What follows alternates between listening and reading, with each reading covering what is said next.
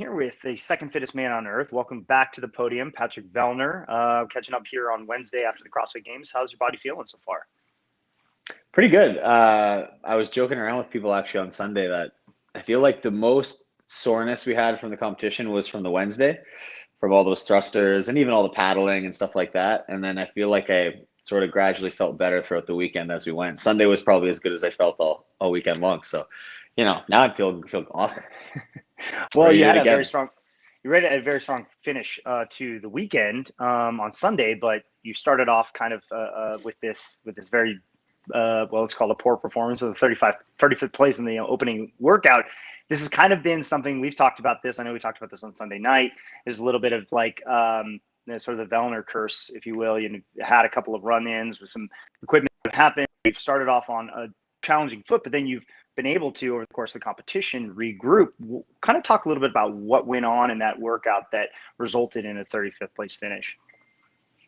Nothing really crazy. It's funny. And I feel like this year, people always want to point at swimming as being the reason. And it wasn't the swimming that hurt me in this year, it was the kayak. I didn't swim. I was out of the water like, late 20s probably, but I didn't swim very aggressively, intentionally, hoping to make up a lot of ground on the kayak because I'm a pretty good rower, pretty good on that kind of stuff. And I just couldn't get the kayak moving. I struggled a lot. And like, I know how to kayak fine, but I just kind of felt like I was plowing water and I couldn't really get any kind of speed. I just really had one gear, and I could either work really hard and move slow, or I could work not quite as hard and move the exact same speed. So it was frustrating because it was a long paddle. And I think the reality of that sets in for a little while. You're kind of, okay, I can see what's happening and that how this is going to end. And you just have to kind of ride it out for another 30 minutes and finish the event and get out and start planning for the rest of the weekend. So it's unfortunate and it sucks when that happens, but it is what it is. And I think that's why we compete for a long weekend, right? It's not all about living and dying for every single event. And I'm fortunately quite good at moving past those things. And that's sort of always been part of my deal. I don't ride the highs very high, but I don't linger on the lows either. So, it's annoying, and it's annoying when the weekend starts that way. It's hard to push the darkness out sometimes. And it was a dark, lonely trip across the lake. But I'm glad I was able to right the ship pretty quickly and get the train back on the tracks.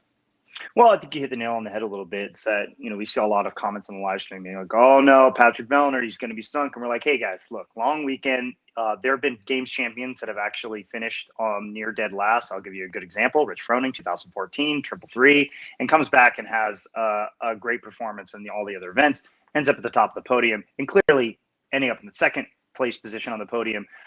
More proof positive that one bad workout doesn't necessarily equate to a completely terrible games. I want to ask a little bit It's about. pretty quickly we forget, because I actually, last time I finished second in 2018, I finished 36th in the crit race, which was one spot worse than 35th in the event one this year. So we forget pretty soon how that can happen. So. Right.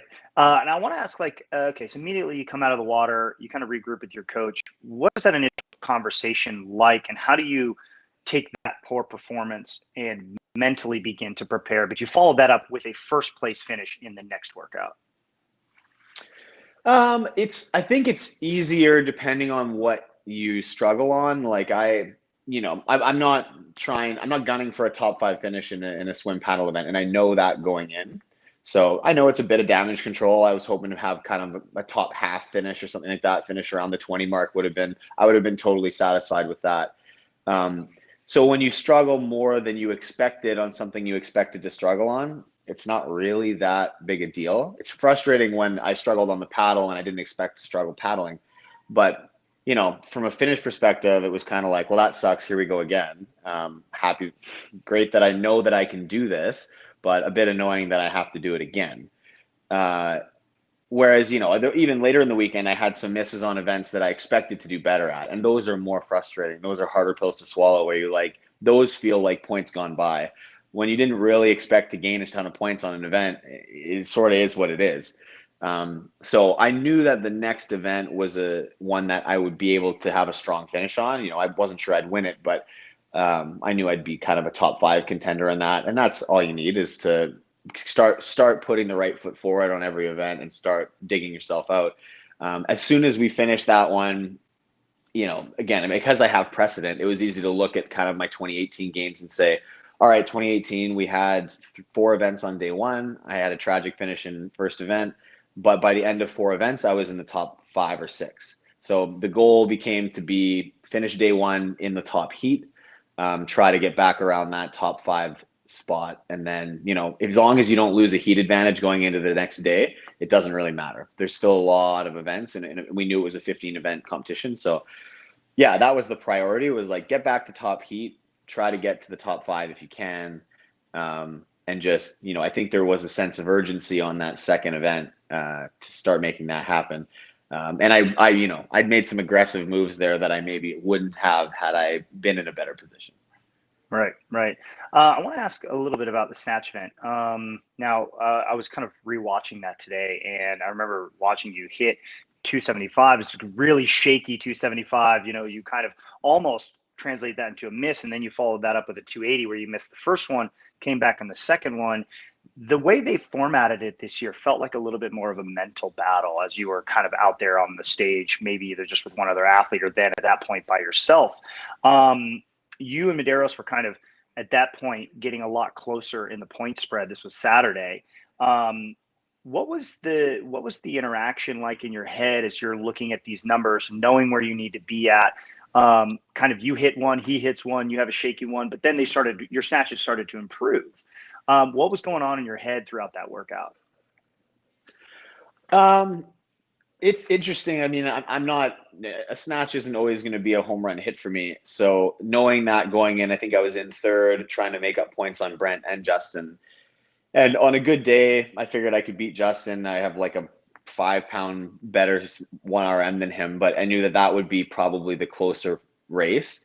And Brent's quite a good snatcher, so I actually expected to lose points on him in that event, and then have to make them up elsewhere. So going in, I was focused more on beating Justin. And, at that point of the weekend, event 12, like, I don't think anybody was really sure how they'd lift. So it was really, you kind of had to play it by ear. And it was fun. The first half of it was a bit of a joust where you'd go together with somebody else.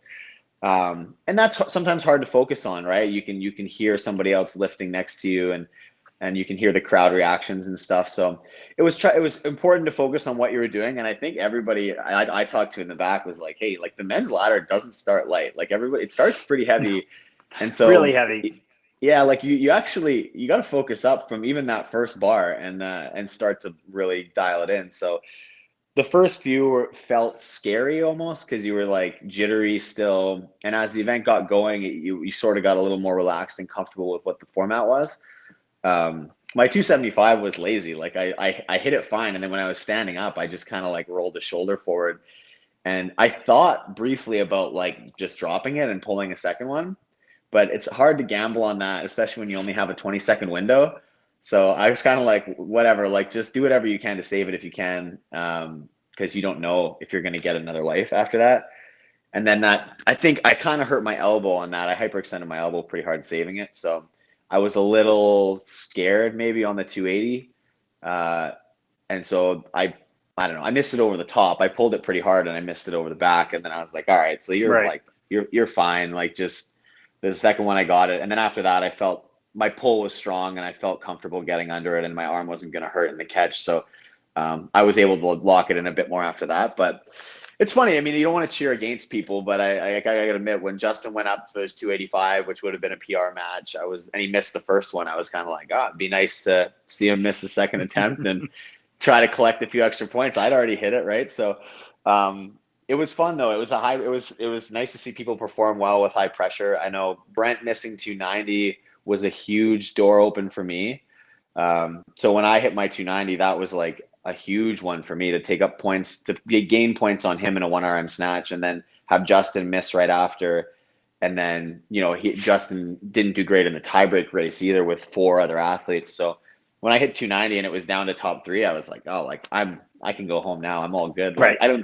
I don't think I had any illusions that I was going to beat Royce or Guy on that one. So I kind of like went back to the bench and had a laugh with them. And it was like, maybe I get one more and PR my snatch, and maybe not, but either way, I'm going to go home very happy. So it was nice. It was nice execution under pressure. But it was fun to go first, fun to be able to hit your lift and then watch the next guy and just kind of, like I said, you don't want to root against them, but I wouldn't be mad if people were missing their lifts after I already went. But when you're going Right. at the end, it's really everybody you see hit their lifts. You're like, okay, the pressure's on, right? You can't really miss. Um, so in some ways it was challenging to be near the end, and in some ways it was really nice. But you knew exactly who you had to beat. Like we lined up in order of ranking, right? So the highest ranked athletes lifted last, and so you knew what the pressure was, and you had to deal with it depending on on what everybody else Right. did. So it Uh, was fun. It was really exciting. Initially, the goal was kind of to make sure I made it to the big platform, so at least top 10. And then once we were there, things started rolling, and it went really well. you've run the gamut kind of different lifting formats. We've done ladder styles where an athlete starts at one and then moves all the way through, like the deadlift ladder in 2016. You've had the same thing with the clean and jerk. You've had everybody on separate platforms doing snatches, and I would think that was 2018. And now we have the 2019 sort of format where they had the 10 athletes that were lifting, and that was the clean. And then now we've seen this one where you have two athletes lifting simultaneously and moving on to a kind of a final spotlight lifting pad. And what do you think about that format? Did you enjoy that format? Would you like to kind of see that come back, or what is your overall take? I think it's a cool format. It sort of takes away the gamesmanship of some of the weightlifting events, um, which is, when if you only get 2 attempts, say, or 3 attempts, what do you do with that? Like, do you pick a safe lift and then try to make something a little more aggressive and then go for something really aggressive at the end? Like, it really, it takes some of that gamesmanship away, but it also puts a lot of pressure on, because if you miss at any point, you're out. You don't get 2 other attempts, right? So it's fun, and I think it's really fun for the crowd, and I think it's a better format for the athlete to lift heavier overall. It sort of gives you this slow ramp up where you get some lifts in, and you can kind of, grease that movement pattern a little bit, and slowly build. And so I think it's kind of a fun format to get, a really peak lift at the end, which I think we've seen both times we've done it. Like, Guy snatched 305 to win, and I think he could have done another few bars there. I wish he had. Probably. But and when we did the clean, the guys getting up to like 380, 385, like it makes for a pretty epic event and sort of spectator experience. And like I said, from an athlete side, I think that it allows us a good way to warm up and stay warm, and good opportunity to actually hit near our max capacity and ability. Yeah, I want to ask you about a kind of another new movement that we saw, which is the freestand handstand push-up. Yeah. How do you think? What do you think about that movement? Its inclusion in the games environment. I know you have a gymnastics background, so you're really well on your hands. But what do you think about its inclusion there? And do you think it was executed well? It's an interesting inclusion. I think what's hard about events or movements like that is that when it's a brand new standard that has never been tested, you don't really know how it's going to be in practice. And even when they test it as much as they do, there's a big difference between testing something for the people programming it and executing it in a competitive atmosphere where you're trying to gain maybe an advantage or an edge. And there's always going to be differences in the way that movement's executed in a race environment versus in a testing environment. Right. So that's a challenge. And I think that part of the criteria in that judgment standard was there was quite a bit of subjectivity. And we all kind of saw it when they briefed us on it. Everyone was sort of like blinking, just thinking, holy, this is going to be like, surely everyone is going to get a handful of no reps. That'll be like, maybe debatable, but it's not up for debate, right? And so you just have to try to do it as cleanly as you can and leave as little doubt as you can. But there's always potential for that, and we see it. And it's sort of it's a circus trick movement, right? So it was fun to do. I was impressed with how it got executed by a lot of athletes. But it was kind of a funny one to do with. I don't know, the whole workout was handstand push-ups. Like the deadlifts was such a low skill movement, so we just had some kind of high load, low skill, and then a very high skill movement. And it's an interesting one because some things, like say in the snatch, when you can feel that energy from the crowd, you can really use that to boost your performance. And usually that's in the lower the skill and the higher the like load or energy requirement, the better that kind of energy is. You know, you hop on a bike and you have to sprint, you know, you've got to do whatever. You can harness that energy. In something like the freestanding handstand push-up, you have to really try to bring that energy down to execute well. Because if you kip up and you overshoot Right. and you're walking all over, there's very little margin. So it actually makes it so hard. I'm sure Justin will tell you the same thing, but like when we were on the last stretch, I think our last kind of 5 reps, both of us had missed 2 or 3 at least. Right. And it's There's like, a little bit of suspense there too, because you're moving slower. Exactly. And the crowd can see it's tight and it's close and we're getting near the end. So you can like, we can feel like the energy in the air just like amplify, and you're trying to like ignore it and ignore the guy next to you and be like, I just need to do 3 handstand push-ups and get out of here. And it makes it so hard. So it's an interesting movement, because that if you have an ability to sort of ignore that and really, you know, dampen the energy that you feel from the crowd, it can actually benefit you a lot. You really needed to be in the zone for that and ignore everything. So it was I mean, that's just another complication of it. I think there's not a lot of movements that we do that have that kind of element to them. Most things you can kind of race and you can go for it. So it's cool to see it, something like that, where being able to control your energy is actually really valuable. Yeah. I want to talk to you a little bit about games routine. You competed for the first time at the CrossFit Games now as a father. What was your routine like? But also, what was it like having your son out there and kind of being able to see that? And you know, your wife was there too. What was that like as a new dad? And also, congrats on being the fittest dad on earth. Thanks. It was, I think from a routine perspective, I think you just have to prepare yourself for, you know, prepare for success and whatever that is going to mean for you. Like we made plans that like my parents came out and they helped Michelle a lot with the baby over the course of the competition, because I'm not going to be there to help as much as I may like to at times. Like we were there for long days, you know, Wednesday, Friday. I didn't see anything from like 7 a.m. till like 9, 10 p.m. And so that's challenging. And just to make sure that Michelle is feeling supported and not, you know, pulling her hair out with the baby by herself, you got to make sure that she's got the support that she needs as well. Right.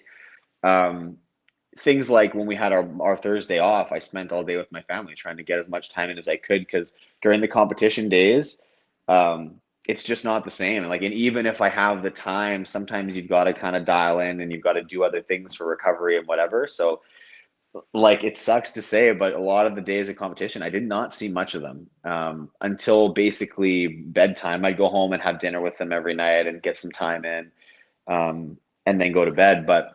I booked another separate hotel room that I could go sleep in so that I could make sure I was getting some sleep. And just so sometimes little things like that, it's like, it sucks, but I say bye at the end of the night, and I go off and I hide in my other room and I sleep and I do what I need to do to set myself up for success in the competition. And they were super supportive and let me do that. And I got in all the time that I could, like I said, in the evenings at dinners or stuff like that. And it was cool. It's kind of a different experience to have another, another member there to support you, but you kind of have to support them as well, right? So it was an interesting change this year. And, I guess it's maybe a little less all about you, and you got to make sure that everybody's feeling supported and taken care of. But we just tried to plan and get the group all on board with what the game plan was, so that I could try to do what I needed to do in the days and then spend the time with them at night. And they were all super helpful. And I think that, at the end of the day, Owen probably won't really remember it. So it's all good. But now I'm going to spend the next month or so repaying a lot of those debts for sure. Yeah. Well, let's talk a little bit about off season. We caught up a little bit on Sunday night. We've had a lot of fans, and we put a poll out to say, hey, what questions do you want to hear about from Patrick Vellner? And one of them is your plans for next season and whether we're going to see Patrick Vellner back. You are now back on the podium again, and you've had a really consistent, outside of the 2 outlier years, an extremely consistent competitive career.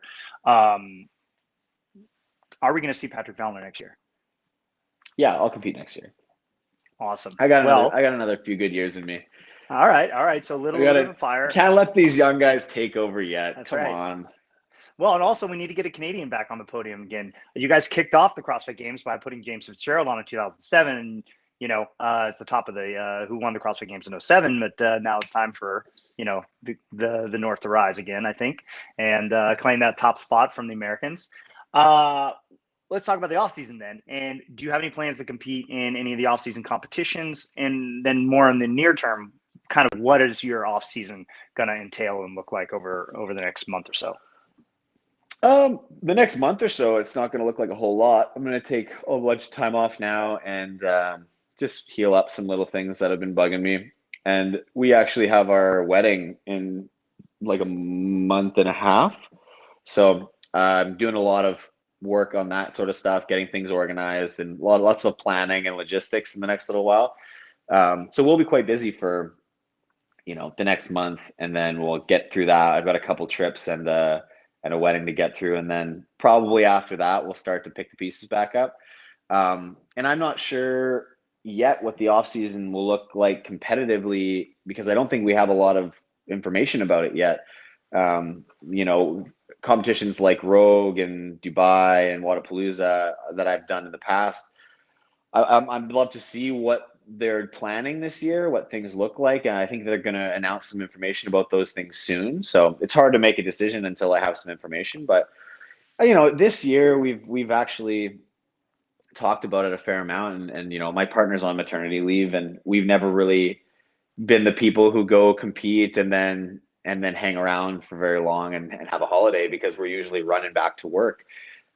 So this year that might not be the case, and it's kind of the first opportunity and maybe one of the only opportunities we'll have to really ever take advantage of that. So I think I would like to do some of that for her as well, and compete and bring her along and go on some little trips now that we can do it, and she can enjoy it and we can take advantage of that. So I might do one or two of those and just make a holiday out of it, hopefully earn some money and actually just do the competitions a little differently than I have in the past. I feel like I typically show up kind of just before and I compete and I do quite well, and then I leave and I ride off into the sunset. So I'm gonna try to do it a little differently and maybe enjoy some elements of being an athlete that I haven't ever had getting to see the world. I mean, past. Yeah. It was unique opportunities to do that. And I remember during sanctionals, I'd ask one athlete or another athlete that's coming primarily from the US or some just from Europe. It's like, what are you going to do after this? And like, well, I'm going to go Great Wall of China. Like, I'm here. It's a great opportunity to be able to compete. I won a little bit of money. Now I can see another part of the world and, actually enjoy this athleticism that I have right now. That's giving me the opportunity to come here and giving me an excuse to come here, which I think is cool. And that makes a lot of sense. You talked a little bit about money and making money, and I want to ask about the Reebok bonus program that was announced a couple of weeks back. You were able to take advantage of that. I think you got 3 event wins and a second place finish, which nets out to be by I think $43,000 when it's combined with CrossFit's own payouts. That's a pretty decent payout. I'm curious, as somebody who's competed in CrossFit for a long time, you've seen the price payouts fluctuate. What do you think about other opportunities like this to make a little bit more money competing at the top of the sport? I think it's awesome, and I think that the way it was dealt with by Noble as well was super professional and amazing. They kind of said, "Hey, more money in the ecosystem is great," and they didn't. There was no mudslinging, there was no fighting over it. It was just like, "Hey, cool! Like, if you want to pay athletes more, like, let's do it." Noble did the same thing when Reebok was sponsor, or the first year with the national champions. They gave shoes to a bunch of athletes, right? And it was just, if you're not the title sponsor anymore, you've got to try to find ways to stay engaged in the ecosystem. And that was one of the decisions they made. And I personally love it, because I think that the athletes work very hard, and there's still only a certain amount of them that can really make a living. And this year especially was more expensive, more difficult than ever to get to the US and compete. Right. There was longer timelines if you're dealing with quarantines and things. So I think it was awesome to see. And there's some of the stories have kind of leaked out already, but like, I was trying to help any athlete that thought they had a chance to win an event. I'll get you some Reeboks, man. Get paid. Like, I would love to see it. Yeah, we So, noticed there were D some winning the guys. Snatch event. He was doing it in Fronings, Yeah. the Froning Nanos. Yeah. When he won the sprint, he wasn't wearing Reeboks and we gave him a real hard time. So I was sitting with him Man, that's an expensive on, mistake. yeah, I was sitting with him on Friday, and he, I was like, dude, you got to wear, because we knew those heavy clean events were coming up and the snatch, and he's like, yeah, I'm gonna go get some right now, and then he won two more events, and he made some money, right? Like paid for his trip and then some. And then same thing, Lazar Jukic came and found me on like the Friday night and said, hey, I think I'm gonna win this run tomorrow. Like, you think you can get me some reruns? I said, yeah, hell yeah, buddy. So like, I think it's great. It's sort of fun too. It creates these little kind of side stories in the back, and it's fun banter between the athletes. And I just think it's fun. It's good to have more earning opportunities, and like I said, it pays people for their hard work. So I think it went off really well. Obviously, there was a lot of events that got owned by noble athletes like Tia and people who weren't paying out. So Reebok, I'm sure, wasn't unhappy that they weren't paying out all those events, but I think it's cool, and I think it's a really great way for them to stay involved and still show that they're engaged in the CrossFit community and they want to still stick around and be a large part of it. And yeah, from a personal perspective and an athlete perspective, I love it. Like I said, if I wasn't gonna win it, I wanted the next guy to win it to be Roy and wearing Reeboks, because why not, man? Like, help yourself out, and yeah, like I said, get more athletes earning a good living. I think it's great. Yeah, and I tend to agree. And I think there's an element to it that not just the payout opportunity, but when you talk about fan experience, if it actually affects how a specialist might attack a workout because they realize, well, if I win one workout that's as good as 15th overall, and I'm not getting 15th because I know where the cut line is, I'm not making the cut line, but I could sure as heck send it right now. And that's great for fan experience, because if you see somebody do that, I mean, sports is entertainment. And if it affects the entertainment value of it, then I think it's a net win for everybody. The athlete gets more money. The fans that are in the stands are going to get to their feet, rise to their feet, cheer on, see something they ordinarily wouldn't maybe have seen, or somebody go unbroken on a set, take a little bit more of a risk. I think if that has an effect on the competitive side, it adds to the entertainment value of CrossFit. And, as a sport, it is entertainment for the fans, and I think that would be cool. I think you're dead on. You see some people take some big swings, and I think that's fun. It's fun for everybody, Yeah. right? And it doesn't always work, but I think it's awesome to see. And I think especially for some of the athletes who are in the overall race, you had to be a little bit aware of that. Like, when you see somebody come out really hot on a workout, be like, this guy might be a specialist Right. in this. Maybe they're taking a big risk and they're trying to win it. Maybe they will. Maybe they'll blow up. But it affects the way you might.